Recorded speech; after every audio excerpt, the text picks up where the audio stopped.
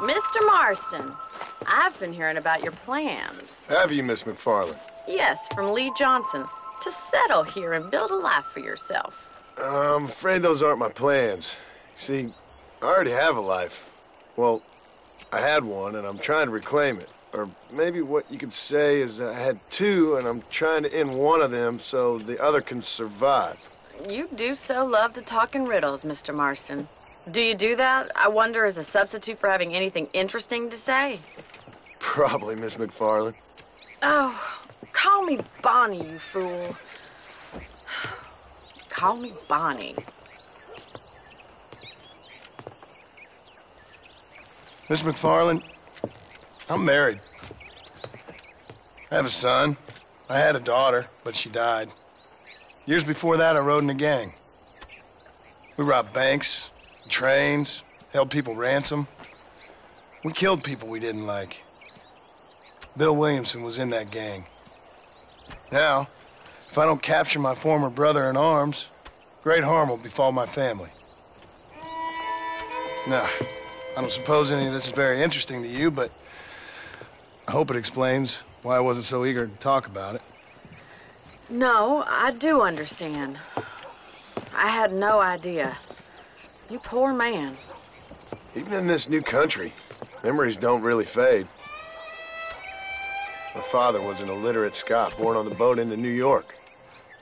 He never saw his homeland, but to hear him talk about it, you'd imagine he only ever ate haggis and wore a kilt.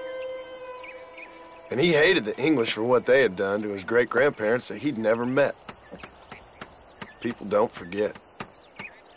Nothing gets forgiven. That's true, especially when it comes to money. And you know, even now, after all his labors, my father's debts are still terrible. I worry every day about us losing the ranch. It would kill him. My father died when I was 8 years old. His eyes were, well, let's just say he was blinded in a bar fight south of Chicago. My mother died during childbirth. She was a prostitute, and he was her, well, I don't know what he was. So I was sent off to an orphanage and ran away and fell in with a gang. My word. What a difficult life you've lived. The leader of the gang taught me how to read, taught me how to see all that was good in the world. He was a great man in a way. But you killed people. Sure. And I've suffered for it. And that's the life I left, or tried to leave. Said too much, Bonnie. I'm an uneducated killer, sent here to do all I can do well. Kill a man in cold blood so that another man may do his part to cut crime in an area, and a rich man can be elected governor on the back of these promises.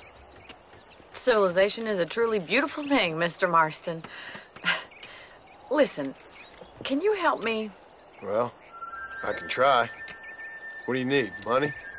No, nothing so complicated.